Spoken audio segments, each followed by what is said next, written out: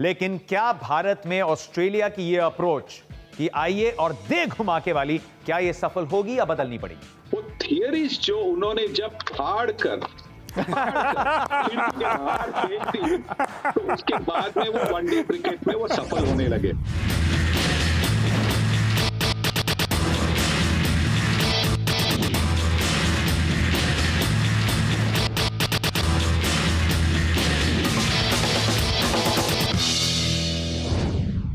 उत्साह की हदें पार होने वाली हैं। अब तक का सबसे आकर्षक, सबसे एक्साइटिंग, सबसे अटैकिंग क्रिकेट विश्व कप यानी कि क्रिकेट का सबसे बड़ा त्योहार दस्तक दे रहा है। शुरू होने में ज्यादा वक्त नहीं बचा।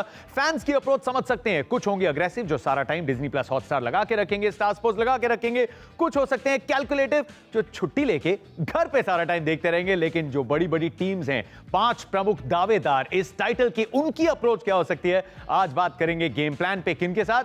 भाई जब वर्ल्ड कप की बात है तो वर्ल्ड कप विनर्स होने तो लाजमी है। इरफान पठान यंगस्टर के साथ हमारे ओजी वर्ल्ड कप विनर का स्वागत करते हैं गेम प्लान पे। सनी जी, गुड टू सी यू। कैसे हैं आप? बस मैं तो ठीक हूँ और बिल्कुल अभी इंतजार जो कर रहे थे पिछले 3 सालों से, वो अब इंतजार खत्म होगा और वर्ल्ड कप शुरू होने वाला है, तो बड़ा एक्साइटेड भी हो।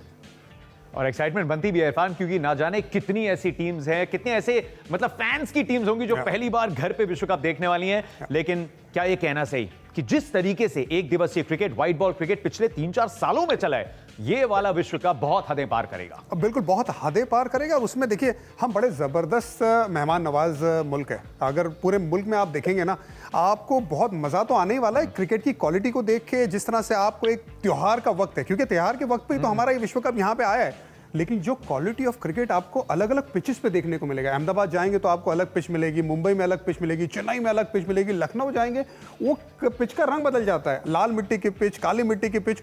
तो उस लिहाज से जो भी चैंपियन होगा वो सही मायने में चैंपियन होगा, क्योंकि अलग अलग रास्तों से जाके वो जो मेहनत करके विश्व कप लेंगे, ऐसा किसी मुल्क में आपको इतनी ज्यादा वेरिएशन पिच में नहीं देखने को मिलेगी। तो इस हिसाब से बहुत एक्साइटिंग वर्ल्ड कप होने वाला है। एक वेरिएशन हम नहीं चाहते। 2011 से घरेलू टीम विश्व कप जीतती आई है। मे द ट्रेंड कंटिन्यू। चलिए, जब इन बड़ी टीम्स की बात करें तो आज के शो का मकसद क्या है? आज के शो का मकसद ये जानना है कि जो अप्रोच ये टीम्स पिछले कुछ साल से अपना बैठी हैं, क्या वही अप्रोच से भारत आएंगी? क्या उसी अप्रोच से इस प्रतियोगिता को खेलेंगी? और क्या वो अप्रोच काम आएगी? सनी जी, हमने देखा है, चाहे स्टोइनिस हो, चाहे मैक्सवेल हो, चाहे कैमरन ग्रीन हो, चाहे डेविड वार्नर हो, पसंद सबको ये फॉर्मेट भी वैसे ही खेलना है। लेकिन क्या भारत में ऑस्ट्रेलिया की ये अप्रोच कि आइए और दे घुमा के वाली, क्या ये सफल होगी या बदलनी पड़ेगी? मुझे लगता है कि उनकी बल्लेबाजी तो ठीक चलेगी, क्योंकि बल्लेबाज तो उनके बड़े एक्सपीरियंस से अनुभव है उनके पास। उनकी बॉलिंग मुझे लगती है थोड़ी वहां पे तो मार खा सकते हैं, खास करके जो स्पिनर की जो कोटा होता है, जो 15 ओवर या 20 ओवर का जो कोटा होता है, वहां पे मुझे लगता है वहां पे थोड़ा सा वो स्ट्रगल करेंगे। तो अगर उनको ये टाइटल जीतना है तो उनके बल्लेबाजों को काफी, अगर पहले बल्लेबाजी करे तो काफी रन बनाने होंगे, क्योंकि उनके बॉलर्स को वो वैसी टोटल भी चाहिए होगी अगर डिफेंड करना है तो। ये मजेदार है क्योंकि 2 मुकाबले आपको लखनऊ में जाके भी खेलने, अलग अलग परिस्थितियां। जो एक बात की सनी जी ने इरफान, अगर उनके मन में है कि बॉलर्स क्योंकि हल्के हैं तो थोड़ा ओवर कॉम्पनसेट करने के लिए आपको ज्यादा रन चाहिए, पावर प्ले में पेस को बहुत अटैक करते हैं लेकिन उसके बाद स्पिन पे फंसते हैं, क्या वो मिडिल ओवर्स में भी वैसे ही ताबड़तोड़ क्रिकेट यहां खेल पाएंगे उनके बैटर्स या नहीं? देखिए, डिपेंड करता है कि कौन से पिच पे खेल रहे हैं। अगर आप जहां पे खेल रहे थोड़ा सा टर्न हुआ, हल्का सा ग्रिप भी हुआ, तो फिर स्मिथ की बल्लेबाजी बहुत क्रूशियल हो जाएगी ऑस्ट्रेलिया के लिए। कि अगर स्मिथ गेम को बढ़िया तरीके से चला सकते हो तो फिर बाद में मैक्सवेल जैसा जो खिलाड़ी है वो ताबड़तोड़ बल्लेबाजी कर सकता है। क्योंकि अगर ग्रीन आते बीच में बल्लेबाजी करने, स्पिन के सामने उनका सामना होता है, तो फिर दिक्कत हो सकती है। इसी वजह से मुझे ये लगता है, जो गेंदबाजी की बात हुई है, मिचेल स्टार्क बहुत क्रूशियल होंगे। उनकी गेंदबाजी अगर चलती है, क्योंकि वो धाकड़, अगर पिछले 2 विश्व कप पे आप उनके आंकड़ों पे नजर डालेंगे, लगभग 50 विकेट ले चुके हैं, तो उनकी गेंदबाजी बहुत क्रूशियल हो जाती है। क्योंकि बहुत ज्यादा असला मौजूद है नहीं गेंदबाजी में, तो फिर स्तर ऊपर करना पड़ेगा मिचेल स्टार्क को अपनी गेंदबाजी का। सनी भाई, दोनों अपनी नजरें जो है ना इन्हीं पे बना के रखते हैं। मिचेल स्टार्क का नाम लेते ही देखा, वो बाएं हाथ बिरादरी तो एक है, चेहरे पे अलग सी मुस्कान भी आ गई।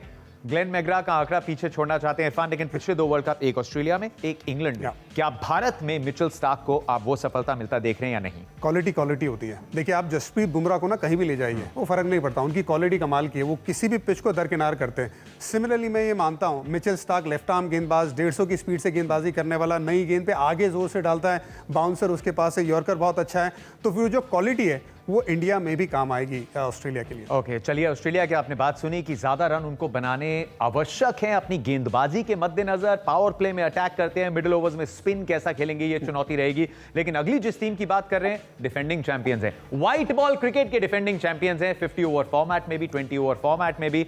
सनी, जब हम इंग्लैंड के बल्लेबाजी क्रम को देखते हैं, हम जानते हैं 2019 में उन्हें सफलता क्यों मिली। अब हर फॉर्मेट में वैसे खेलते हैं, लेकिन ना रूट ने उतना आईपीएल खेला है, ना डेविड मलान ने खेला है, ना बेन स्टोक्स ने हाल ही में उतना खेला है। तो क्या परिस्थितियों का वो एडवांटेज इंग्लैंड को मिलेगा? 2021 में आखिरी बार खेले थे भारत में एज ए टीम, 2-1 से वो सीरीज हारे थे। All out batting approach England की चलेगी या फिर नहीं? बिल्कुल चलेगी, क्योंकि उनके पास काफी बैटिंग में डेप्थ है, और इसी की वजह से जो पहले 3-4 जो बल्लेबाज है, अगर उन्होंने अपना बल्ला हर तरह से घुमाया और अगर असफल भी हुए तो उनके पास बैटिंग डेप्थ है जहां से वो जीत सकते हैं। देखिए, इंग्लैंड के बारे में 2019 के पहले कोई भी क्रिकेटर अगर जो फॉलो करता है वो कभी ये नहीं सोचता कि इंग्लैंड की टीम ये टूर्नामेंट जीत सकती है, व्हाइट बॉल क्रिकेट की कोई टूर्नामेंट जीत सकती है। उनका सबसे बड़ा बदलाव जो आया है कि उनकी जो थियरीज थी, इंग्लैंड में काफी थियरी बनती है, इस तरह पहले इस ओवर में ऐसा खेलना है, आखिरी ओवर में ऐसा खेलना है, पहले 5-1 ओवर में ऐसी गेंदबाजी करनी है। ये बड़ी थियरी वाली कंट्री है। वो थियरीज जो उन्होंने जब फाड़ कर तो उसके बाद में वो वनडे क्रिकेट में वो सफल होने लगे। अगर ऐसी प्रिपरेशन निकली इंग्लैंड की जैसी सनी सर की थी इस जवाब के लिए, तो फिर पक्के टाइटल कंटेंडर हैं वो। Very nice Sunny sir, very nice.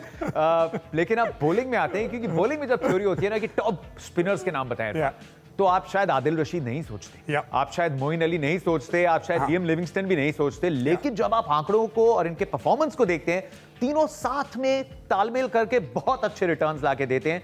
लेकिन अगेन वहां शायद उतनी क्वालिटी नहीं। How do you see them perform? As a group बहुत अच्छी टीम है बॉलिंग साइड की अगर आप बात करें, क्योंकि अगर आप आदिल रशीद को देखेंगे, विकेट लेते हैं, अगर उनके पिछले 7 मुकाबले में देखेंगे तो उन्होंने 14-15 विकेट निकाली है। मतलब वो जब भी आते हैं गेंदबाजी में अपना इंपैक्ट जरूर डालते हैं। साथ में मोइन अली बहुत ज़्यादा टर्न नहीं कराते, लेकिन इंडिया में जब भी गेंदबाजी की, हमें टेस्ट मैच याद आता है जब टेस्ट मैच में बहुत अच्छा परफॉर्म किया है, वो कंसिस्टेंटली एरिया में गेंदबाजी करने वाले गेंदबाज है। और फिर जब लियम लिविंगस्टन का नाम लेते हैं, आपके पास ऐसा बैटर मौजूद है जो 5-6 नंबर पर बैटिंग करता है, लेकिन बॉलिंग डालता है जो लेग स्पिन भी और ऑफ स्पिन भी।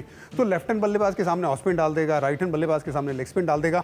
सो एज अ ग्रुप बहुत बढ़िया। लेकिन यहाँ पे मुझे लगता है एक चीज बहुत क्रूशियल है इंग्लैंड की गेंदबाजी में। अगर मार्क वुड का अच्छा विश्व कप रहता है जब वो गेंदबाजी करेंगे, और साथ में रीस टॉपली लेफ्ट आर्म गेंदबाज जो बहुत ऊंचे कद के गेंदबाज हैं, अगर वो नई गेंद से अच्छी गेंदबाजी करते हैं तो फिर ये जो 3 स्पिनर की जो आपने तिगड़ी का नाम लिया है वो लीथल हो सकती है, क्योंकि वो बहुत ज्यादा एक्यूरेट है। तो चलिए देखिए, भारत 1983 में इंग्लैंड गया था अपनी ऑलराउंडर्स की थ्योरी लेके, और अब 2023 में इंग्लैंड आ रहा है भारत की वही थ्योरी को यहां लेके, बहुत सारे ऑलराउंडर्स, बैटिंग डेप्थ। लेकिन अब चलते हैं थोड़ा पड़ोस में, और जब बात पाकिस्तान की हो तो थ्योरी से पहले आ जाती है वो कहानी अनप्रिडिक्टेबल। लेकिन पाकिस्तान की एक जो हमने बल्लेबाजी में अप्रोच देखी है इरफान, टॉप हैवी, जो टॉप 3 है, और उनका कंट्रीब्यूशन 2019 के बाद, और बड़ा सैंपल साइज है 35-36 मैचेस का, लगभग 60% रन आपको टॉप 3 से मिले हैं। लेकिन पिछले 3 हफ्ते एशिया कप में आप नंबर 1 टैग लेके आए, सबकी नजरें थी आपकी बैटिंग पे, नेपाल के अगेंस्ट आपने रन बनाए, सबकी नजरें थी फास्ट बॉलर्स पे, चोटें लगी, नंबर 1 टैग चला गया। क्या इससे थोड़ी अप्रोच में भी बदलाव आएगा जैसा खेलते हैं, या फिर कोई और चारा नहीं? देखिए, वो अनप्रेडिक्टेबल जो है ना, उनके लिए टैग एकदम सही है और बहुत सालों से अर्न किया हुआ है। और क्योंकि आपको पता ही नहीं कि कौन सा पाकिस्तान आने वाला है, भारत में कौन सा पाकिस्तान आएगा, वो खेलेगा किस तरह से खेलेगा, ये देखना होगा। क्योंकि मुझे ये लगता है क्योंकि हमेशा से अगर आप देखेंगे कि फास्ट बॉलिंग जो है, वो फास्ट बॉलिंग में एक ज़रूर मसला रहा है, क्योंकि शाहीन शाह अफरीदी नई गेंद के साथ अच्छी गेंदबाजी करते हैं, लेकिन अब आपके पास सामने वाला जो गेंदबाज था जो बहुत क्वालिटी लेके आता है, वो इंजर्ड है, नसीम शाह। मुझे लगता है वैसी क्वालिटी जो नई गेंद से भी गेंदबाजी करे, पुरानी गेंद से भी गेंदबाजी करे, वो अभी उनके पास फिलहाल है नहीं। हारिस रऊफ इंजरी के बाद वापस आ रहा है। आप चाहते हैं कि विश्व कप में आपके जो प्रमुख गेंदबाज हैं वो बॉलिंग करके आए और कोई इंजरी ना हो, तो वो एक और मसला है। प्लस सबसे बड़ा जो मसला होने वाला है पाकिस्तान के साथ, वो है उनकी स्पिन गेंदबाजी, क्योंकि शादाब खान 1-1.5 साल से परफॉर्म नहीं कर रहे, उनके एरियाज अच्छे नहीं हैं और वो प्रमुख स्पिनर का रोल अदा करते हैं। और साथ ही में आपके पास दूसरा स्पिनर नवाज के रूप में वो कोई ऐसा विकेट टेकर नहीं है जहां पे वो रन थ्रू कर देगा। साइड इक्का दुक्का मैच ज़रूर है, लेकिन लगातार अब उन पे दाव नहीं लगाएंगे, तो उस लिहाज से उनकी जो गेंदबाजी है वो उनको पीछे लेके जाएगी। और हमने देखा हमेशा जब भी किसी भी टीम ने विश्व कप जीता है वो गेंदबाजी टॉप क्लास होती है, जो पाकिस्तान के साथ अभी नहीं चल रही है। लेकिन देखिए, अगर आते हैं तो आप जानते हैं इमाम हो गए, बाबर आजम हो गए, मोहम्मद रिजवान हो गए, जब अपने दिन पे उतरते हैं, इफ्तिकार अब एक शतक लगा चुके हैं, तो कौन सी पाकिस्तान उतरेगी? That's a question. क्वालिटी बहुत है टीम में, लेकिन नसीम शाह को बिल्कुल मिस करेंगे और स्पिन पिछले कुछ समय से थोड़ा हल्का एक पक्ष रहा है पाकिस्तान का। अगली टीम जिसकी तरफ हम जा रहे हैं वो टीम जो सभी भारतीय फैंस की भारत के बाद सबसे पसंदीदा टीम है, लेकिन जब 2019 या सेमीफाइनल की याद आते हैं तो दिल को बहुत चोट लगी थी।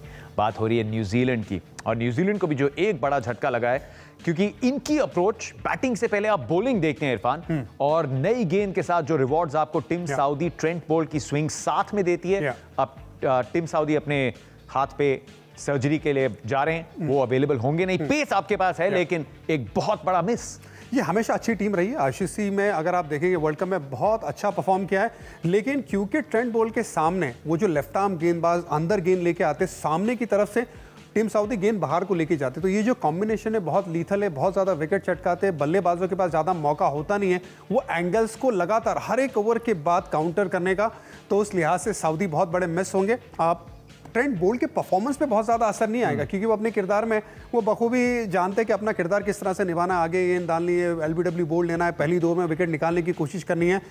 मैट हेनरी वो रोल अदा करने की कोशिश करेंगे, लेकिन टीम सऊदी के ना होने से मुझे लगता है कि बहुत ज़्यादा उनकी गेंदबाजी पे फर्क पड़ेगा। स्टिल अच्छी टीम है, हमेशा कहते हैं कि दे पंच अबाउट द वेस्ट, ये उस तरीके की टीम है, हल्का बिल्कुल भी इन्हें नहीं ले सकते। अब आप पिछले कुछ बड़े आईसीसी टूर्नामेंट्स देखते हैं तो क्या अभी भी पंच अबाउट द वेस्ट बोलें, क्योंकि इतनी अच्छी आदत डाली है न्यूजीलैंड की टीम ने। सानी सर वापस हमारे साथ जुड़े हुए हैं। सानी सर, न्यूजीलैंड खास करके जब आप भारत के खिलाफ मुकाबला देखेंगे, धर्मशाला में खेला जाएगा 22 अक्टूबर को, न्यूजीलैंड आप किस तरीके से उतरते हुए देख रहे हैं इस बार, क्योंकि अब ये बड़े बड़े टूर्नामेंट्स का बहुत एक्सपीरियंस इन सभी खिलाड़ियों के पास? आपने देखा होगा कि वो उनके काफी प्लेयर्स आईपीएल में खेल रहे हैं, काफी प्लेयर्स बाकी के वर्ल्ड की जो T20 लीग है, मतलब व्हाइट बॉल फॉर्मेट का काफी अनुभव उनके पास है, उनके पास अच्छे ऑलराउंडर भी है। और सबसे बड़ी बात है कि उनकी जो कंट्री है उनकी पॉपुलेशन इतनी बड़ी है नहीं, मतलब क्या शायद 5 या 7 मिलियन की पॉपुलेशन होगी, और वो मतलब जो बर्डन ऑफ एक्सपेक्टेशन जो बनता है हर एक कंट्री की जो टीम होती है, उनका बर्डन ऑफ एक्सपेक्टेशन बनता है, और वो एक्सपेक्टेशन उनके कंधे पर नहीं होगा, और इसी की वजह से मुझे लगता है कि वो एक सरप्राइज कर सकते हैं। अगर आप उनकी क्रिकेट की मतलब हिस्ट्री भी देखें, वर्ल्ड कप की हिस्ट्री देखें, तो आपने देखा होगा कि वो नॉकआउट में हमेशा आते रहते हैं। शायद एक आधे ऐसे वर्ल्ड कप होगा जहाँ पे वो टॉप 4 टीम में नहीं आ चुकी है। पिछले 2 टूर्नामेंट में तो वो फाइनल में थे, तो उनको कभी भी आप उनको समझ नहीं सकते, क्योंकि वो एक टीम एक ऐसी टीम है वो जो सरप्राइज कर सकती है।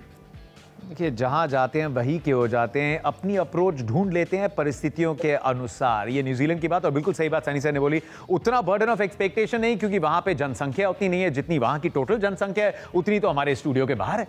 तो सोचिए, यहां पे बर्डन ऑफ एक्सपेक्टेशन वो भारतीय टीम के कंधों पे होगा। घर पे मेजबानी कर रही है भारतीय टीम। अच्छी बात है, कई महीनों से जो चर्चा थी, अब लग रहा है काफी हद तक वो खत्म हो चुकी है। ये मिडिल ऑर्डर जो है, ये हर एक खाने के टेबल पे, ऑफिस के टेबल पे, कोने में मिडिल ऑफ द कॉन्वर्सेशन बना हुआ था, लेकिन चाहे श्रेयस अय्यर हो, चाहे केएल राहुल हो, चाहे जसप्रीत बुमराह हो, सब फिट होके वापस आ गए और एकदम धनाधन परफॉर्मेंस भी दिया है। सानी सर, सबके मन में सवाल जरूर है कि हमारे पास उतने ऑलराउंडर्स नहीं, हम वो बैटिंग डेप्थ की क्वांटिटी की बात नहीं कर रहे, लेकिन जो क्वालिटी इंडिया के पास है, जो अनुभव इन परिस्थितियों का है, क्या उसी अप्रोच के साथ अब तक ट्राइड एंड टेस्टेड सफल होएगी भारतीय टीम की?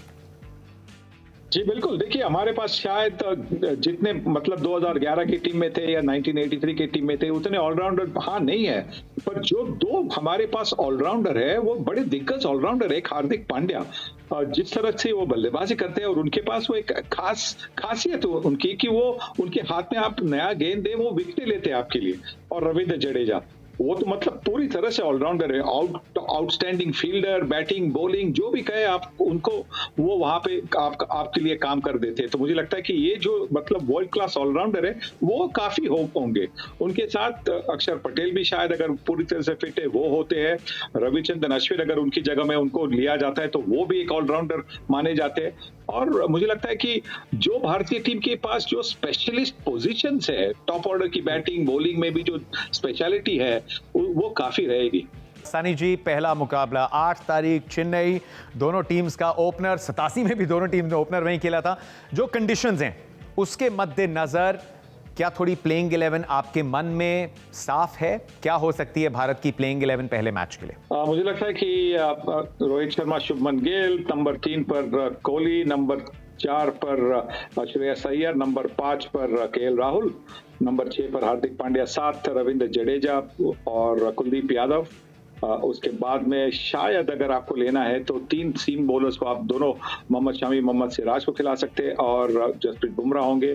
या अगर आप 2 सीमर के साथ जाएंगे क्योंकि आपके पास हार्दिक पांड्या भी एक टीम में, तो आप और एक स्पिनर को खिला सकते हैं। या तो अश्विन, अगर अक्षर पटेल की जगह आ गए तो अश्विन को भी आप ले सकते हैं टीम में। मतलब सब विकेट टेकर्स, यहाँ पे वो अतिरिक्त बल्लेबाजी की गहराई। वैसे रविचंद्रन अश्विन बल्लेबाजी बहुत कमाल की करते हैं, घर पे शतक भी वहां बनाया हुआ है, ना भूलें। इरफान, राब्ता रखते हैं सनी जी से उनकी जो प्लेइंग 11? देखिए, फर्स्ट 7 में तो बिल्कुल राब्ता रखता हूँ। बात आ जाती है कि अक्षर पटेल कितना फिट है, क्या वो नंबर 8 पे आते हैं, लेकिन मैं ये देखना चाहूंगा कि भारतीय टीम प्रॉपर 5 बॉलर के साथ जाए। देखिए, छठा गेंदबाज आपके पास हार्दिक पांड्या है, लेकिन आप विकेट टेकिंग एबिलिटी के लिए साथ जाइए, क्योंकि भारत में आपको जो पिचेस अभी मिलने वाली है, हो सकता है शबनम, हो सकता है ड्यू आए, तो वहां पे आपको गेंदबाजी जो है वो पुख्ता होना through out the world cup बहुत ज़रूरी है। तो उस लिहाज से आप मेन गेंदबाज के साथ जाइए, चाहे वो 3 तेज गेंदबाज जिसमें सिराज, शमी और बुमराह है, या तो फिर आप अगर गेंदबाजी में कुलदीप यादव के साथ किसी को लाना चाहते हैं तो प्रॉपर गेंदबाज के साथ जाइए। जडेजा के साथ अगर टर्निंग ट्रैक मिलता है जिसमें अगर अश्विन की जगह मिलती है, या तो फिर अक्षर पटेल, तो प्रॉपर गेंदबाजी यूनिट के साथ जाए जो सिर्फ विकेट के बारे में सोचे, बाकी 7 बल्लेबाज काम कर लेंगे। हमारी अप्रोच आपको एंटरटेन भी करना है, लेकिन उससे ज्यादा आपको इन्फॉर्म भी करना है, तो पूरी कवरेज लेके आएंगे। 5 तारीख को पहला मुकाबला जो खेला जाएगा अहमदाबाद में, लेकिन उसके पहले warm up matches star sports network पे आप देखेंगे 29 तारीख से दोपहर 2 बजे।